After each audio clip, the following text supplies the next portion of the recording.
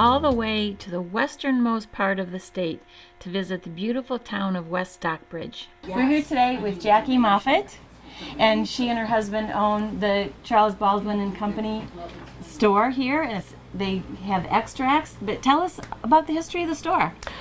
Well, my husband's great-great-great-grandfather started making vanilla extract in sarsaparilla and delivering it all over the area, New York State, Connecticut, Massachusetts. We don't know why. We always wonder why he started making vanilla. And we think because Albany, New York used to be like a port of spices imports. So we're pretty close to that. And he just saw a niche.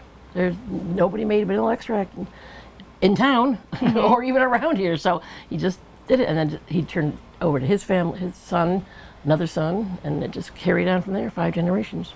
Wow. And so what year was that when he first started? 1888. 1888 when they created the company. Right.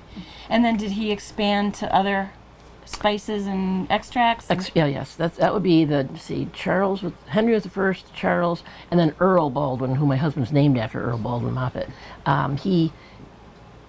The grandfather started making orange, anise, almond, stays on stove paste for your wood stoves, maple table syrup, just lots of different products. So it just expanded to more and more products. Yep, and then wholesale. They had lots of wholesale customers, and also they delivered to little boarding houses and the Catskills and, like I said, Connecticut, and also little mom and pop stores. And my father-in-law, my husband's dad, he went another step further and became a middleman or distributor of, baking supplies, like 5-gallon tins of jellies and jams, and to go to bakeries and along with the vanilla. And so are you making extracts now still? Oh yeah. Really? Yeah. Is it in this building? In this building, yeah. The percolator's downstairs that we make the vanilla in, the same copper percolator that his great-great-grandfather used to use. And now it's electrified, of course. But we still make the vanilla. We make all the extracts right upstairs here. We have a little work table in the back, and it's very quiet. It's very good. Nobody can see that. So where do you get the vanilla beans? From Madagascar, from a distributor in Georgia. So we buy them. Only use Madagascar beans. Wow. Only Madagascar. Okay. So they're the world's finest. And that's what those are the words, the directions from the great-great-great-grandfathers, is never use inferior beans and never let the barrels run dry that we age the vanilla in. So we figure every bottle of vanilla might have a little scooch of 100-year-old vanilla, because we're always adding the new batch with the old batch. Kind of like a sourdough starter. That's very cool. So now you have almost like a general store, it looks like. Yeah, it is. When my husband and I took it over in '94, and I don't know, we just sort of, I just wanted to have like old-fashioned candies and old-fashioned toys and greeting cards, and now it's really expanded to just a little bit of everything. A little bit of everything. Wow. Now the maple syrup, you said maple table syrup, is that different? Yes, so maple table syrup is a blend of grade B dark maple syrup and pure cane sugar, not corn syrup. It's lighter, thinner, and less expensive than the pure. Yeah. Okay, excellent. Now, so do you make other extracts here still besides the maple? What other extracts do you make? You make almond, anise, lemon, orange, peppermint, spearmint, and then we make flavors. Now the extracts are pure. The flavors like strawberry, rum. There's no pure rum extract. That would be the liqueur. And for baking, rum extract really maintains its flavor. Okay. And strawberry, raspberry, banana, black walnut, cherry. Wow. So can you explain the process a little bit? How do you take a Madagascar bean and make that into one of these beautiful vanilla extracts? Well, it takes about probably 22, 23 pounds of vanilla beans. We have to chop them up. And I have actually a photograph display. Okay. And it's put into the percolator. And we have like I don't know if it's burlap or cotton. It's a filter bag. And it hangs there. And the solution is the alcohol, 190 proof alcohol, that we have a license with the government to, every ounce has to be accounted for. So the alcohol and the water, that's called the solution. That's poured over the chopped vanilla beans. Okay. And on the side of the percolator, there's a side arm, so the solution is constantly running through the vanilla beans, kind of like the old-fashioned, coffee maker, coffee percolators. Okay. You know, with the glass top and a Oh, little, yeah. so the water's extracting the coffee from that. And that's basically what we're doing with the vanilla. And that's it. And then we have 2 barrels downstairs. One is for aging, the other's for blending. So like I said, we're always blending the new with the old. So how long does it take to percolate? Oh, it takes probably 2.5 weeks. And then probably a month with our process, because it's a double, kind of a double strength vanilla. We don't call it double strength, but it could be theoretically. Our process anyways, yeah. Oh, wow. So it percolates for a couple of weeks, and then it gets filtered. And Filtered, and then blended in the barrel with the old batch, and then brought up here and bottled. So you bottle it right away, or then is that another waiting period? No, we can bottle as needed. Keep our stock supply on the shelves and the mail orders up to date. Okay. So that might explain why vanilla is so expensive. 23 pounds makes, so 23 pounds makes how many? 25 gallons. Makes That's 25 it. We only gallons. make 25 at a time. The percolator is only as big as it is. Yeah. And the Madagascar vanilla has it's doubled and tripled in price. 3 or 4 years ago, Madagascar had suffered through 2 cyclones and 3 low crop yields. So that meant no beans. Yeah. Less beans, Yeah. price goes up. Supply and demand. Right. Well, thank you so much for telling us about your store. I think thank we'll you. look around. And Thank you for coming, yeah.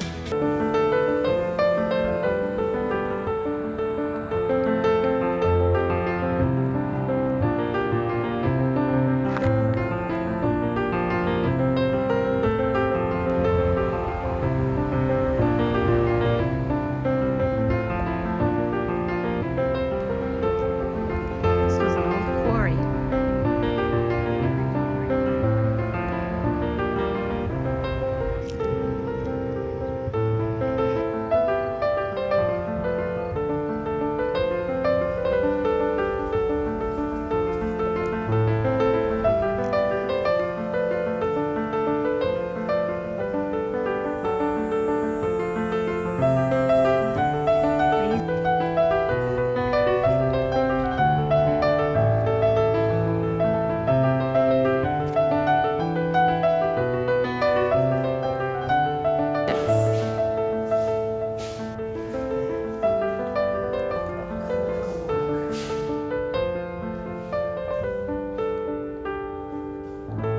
We're here in West Stockbridge with Robert, or Bob Salerno.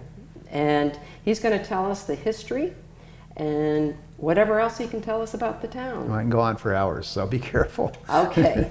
The town, one of the smaller ones in Massachusetts, and certainly smaller in western Massachusetts.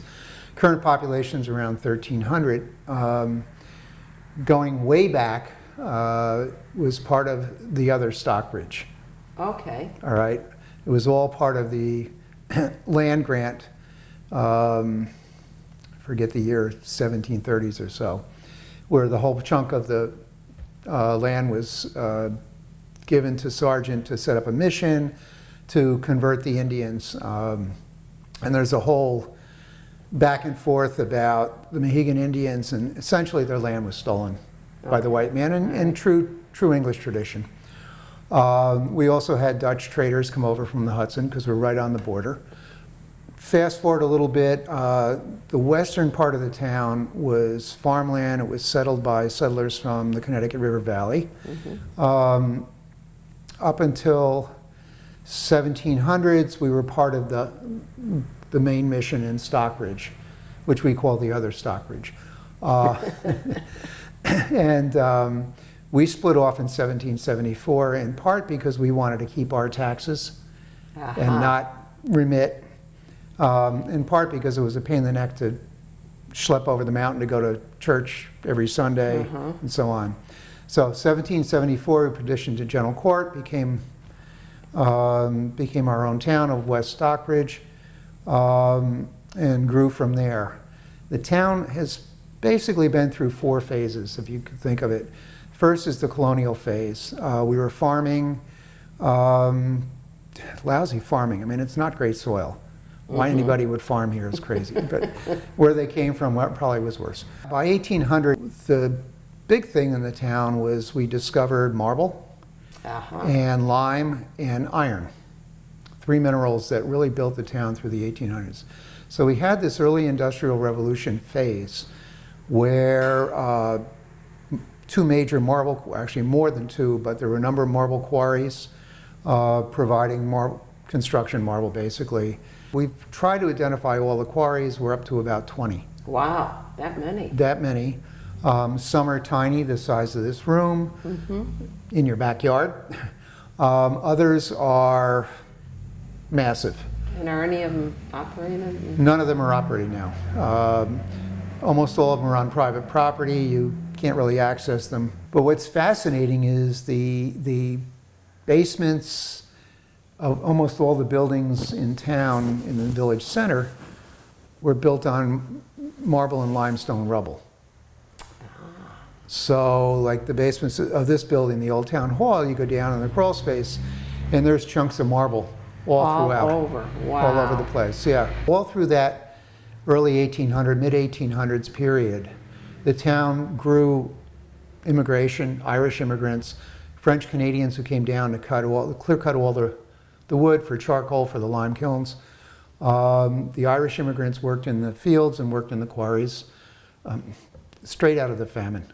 So that goes on, that period through probably the Civil War. The other thing is a bunch of the town fathers got together, banded together and built the railroad from here over to Hudson. So they could ship the limestone mostly and some of the iron ore over to be transported worldwide. That changed the character of the town, made it much more national, brought in more people, and we became a semi-railroad hub, a transfer point of trains coming up from the south and going from Albany over to Boston and back and forth. We were a junction point. At that point, our population really grew to a max of about 18 or 1900 by around 1890. The quarries were going. The middle of town had active lime kilns. I can't imagine what the smoke and the air must have been like. Yeah, that must have been running 24/7. The culture of Lenox and Stockbridge and the Sedgwicks and the literary and all that stuff, we didn't have that. We did not have that. We were a blue-collar town. That lasted up until early 1900s. The Italian immigration came because of Italy, the famine there. They came over to work as laborers on the railroad or in the quarries. So by about 1920, about 10% or 15% of the population were Italian immigrants. So at that time, the Berkshires was starting to develop much more tourism. So even at that time? Well, it was actually part of the WPA effort to revitalize the community, was to bring people up on snow trains for skiing, to bring people up in the summer. And this town, along with all the others, started promoting fresh air, outdoor recreation, and so on. So there were a number of inns that sprung up all around. You'll see it in Lenox, you'll see it in Stockbridge. Through World War II and through the 1950s and 60s, we were a pretty poor town. We're still blue collar, without industry at this point. So a lot of our residents worked outside of the area. And our second homeowner population built up. Easy enough to get here from Boston and New York, even Plymouth. The Mass Pike comes in the 50s, there's an exit. And the Berkshires generally started increasing in their tourism, mostly in the summer, mostly Tanglewood driven was the biggest draw. And we became, partially a second home owner community. A number of the Boston Symphony musicians bought houses here, which is nice. Writers, so the town had this kind of dual life. Yeah. And the second homeowners were kind of distant. They came here for 6 or 8 weeks and then hung around themselves and moved out. That lasted almost through the 2000s, and things started to change. I marked the point, I think it was around 2004, the local cultural council started a zucchini festival in the summer. You can almost sense the cultural shift. Interesting. Thank you. We're here with Tim Walsh, from Public Market in West Stockbridge. And he's going to tell us all about the store and the history. All right. Well, thanks for being here. Thank you. This store has been a market since, I believe, 1930. Started in 1930 by the Fallon family. I've had it for the last 11 years. Oh, great. I've raised my kids in this store. Now one is 11, one is 16. The 16-year-old has started here this summer, so now he's bringing his friends along and working in the store, which is actually in this time of not having employees, having 16-year-old kids in here is having is a great thing. As you can see, my wall back here is full of my kids and the pictures and people in the community.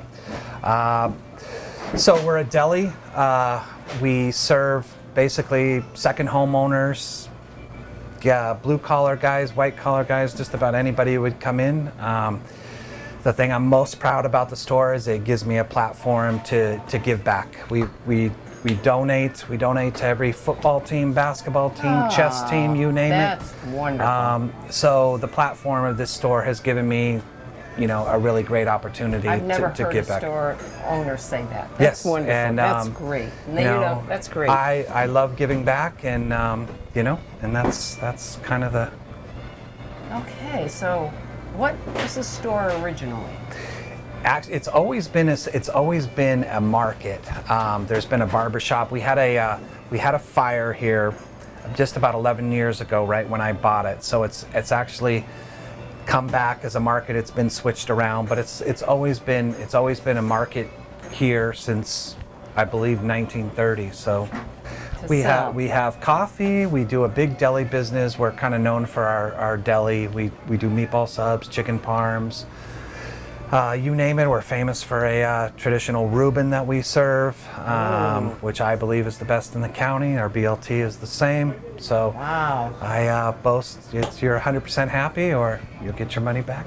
Oh, wow. And that goes for get- everybody in Massachusetts. I challenge anybody to come here and make a better Reuben than me. Oh, well, we're going to have to try some of those. Those Okay. sound good. Yeah. All right.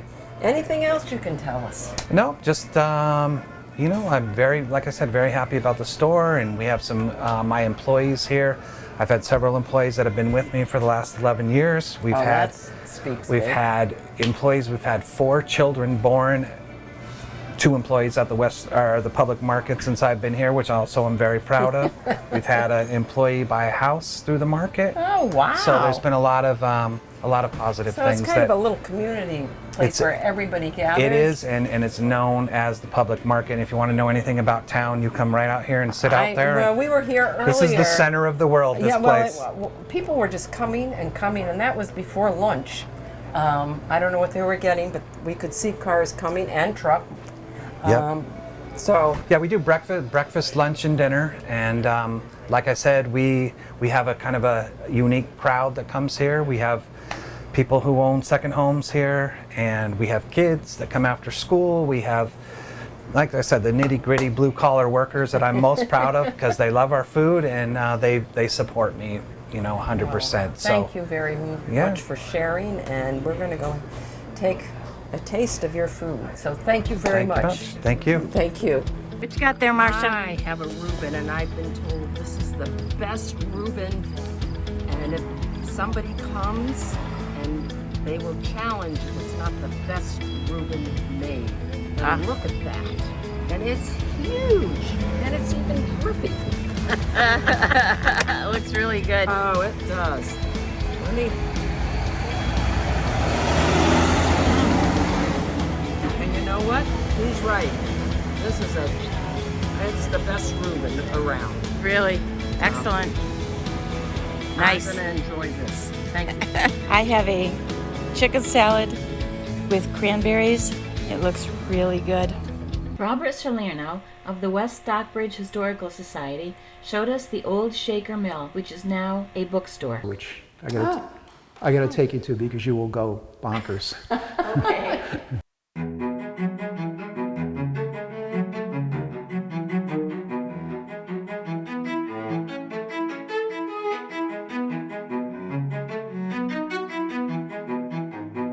That is awesome. Wow. Wow. Oh my goodness. Isn't it? And Very clever. the doghouse. Look at the doghouse. Oh, that's what, okay. That's what they were talking about. Oh my gosh. That is awesome. And then just the way these display books.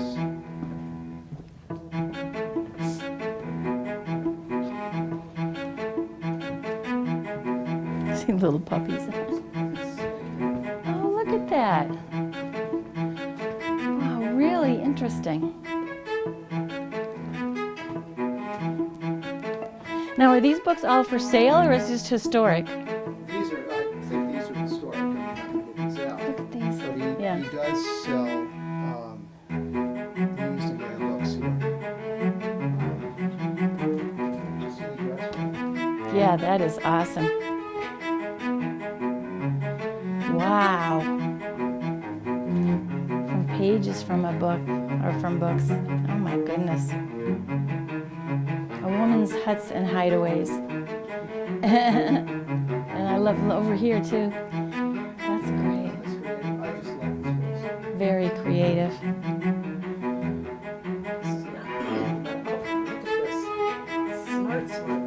Yeah, isn't this cool? Good grief. That is so cool.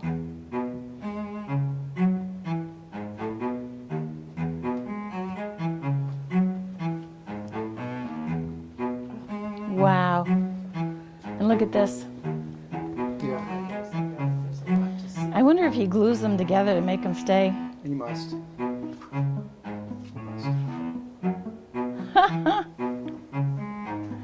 Incredible. I thought you guys would appreciate this. I saw that it was closed.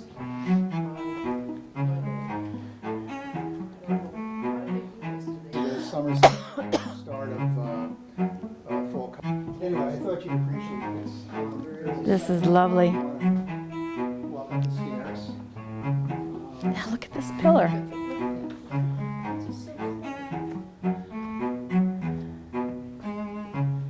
Wow. Grinding. Right, you carry the grain up and use gravity down to feed it into the mill. Uh-huh. And we actually found the mill stone, one of the mill stones. And we were doing some Did work you? inside, yeah. We've done a couple of grist mills. I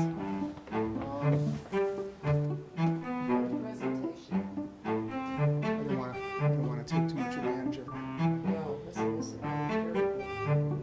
Yeah. Oh, and I didn't even see at first that those were books. Holy cow. That's well lit. Let's see if-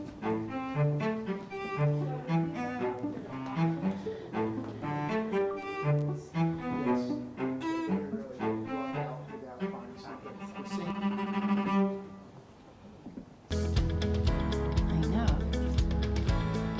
So there was a door batters. No, this is very good. Yeah, really nice of her to. This speaks to our house.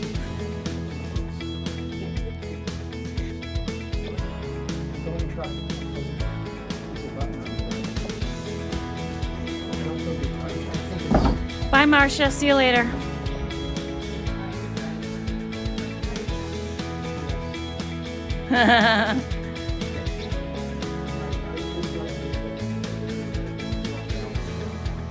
We're here with Joel Hotchkiss, Hotchkiss Mobiles. In case you didn't see, we're with a lot of mobiles here, or mobiles, I guess, right? Mobiles. How long have you been creating mobiles? Okay, so I think it happened one day in 1976 in Boston, Massachusetts, and I was actually working in another job as an art director in an ad agency, and I started making mobiles. And after 2 years of doing that, I realized that that was really what I wanted to do. So I quit my job, moved to California in 1978. That's all I've done ever since. Wow. What brought you back to Massachusetts? I was out there 15 years in Oakland, and I met my wife out there, my future wife, and we got married. We had 2 daughters, and we had a house. We had, by then, a business, that had built up. But we had 2 daughters, you know, and we had to bring them back east. She was from Long Island, I was from Connecticut.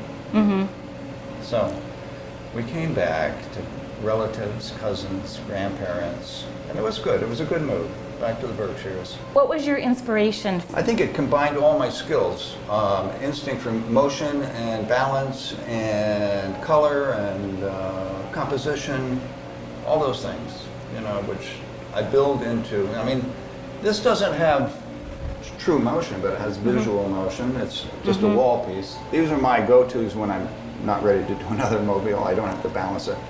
But all of these are all balanced pieces.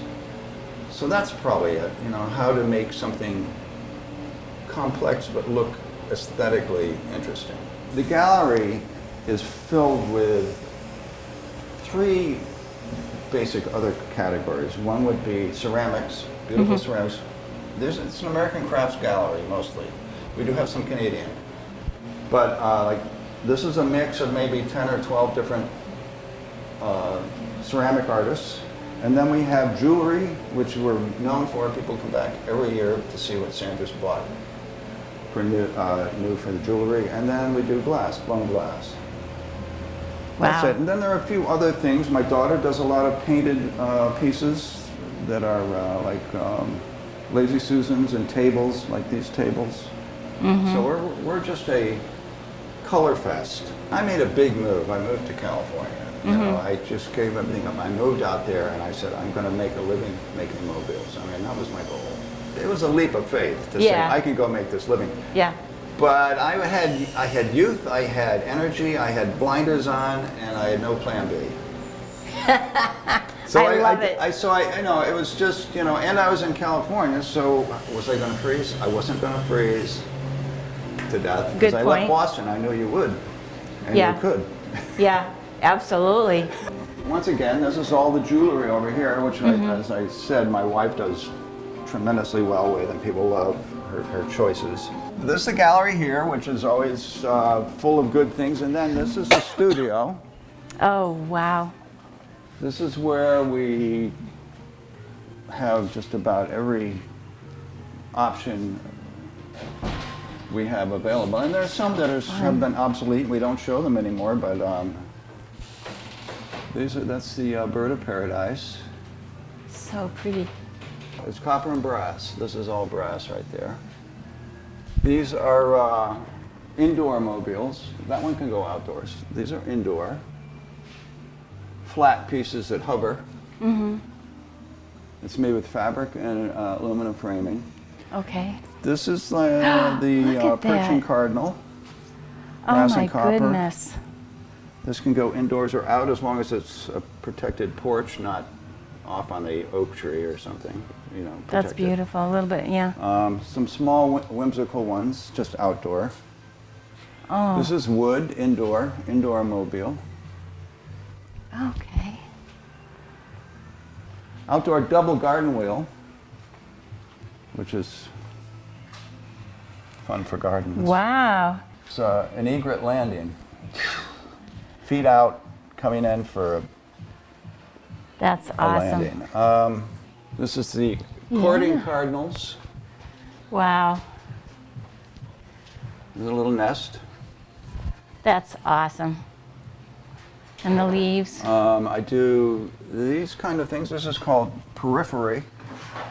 Just a simple contemporary piece, kind of curved shapes for a small space. Thank you, Joel, for talking to us today.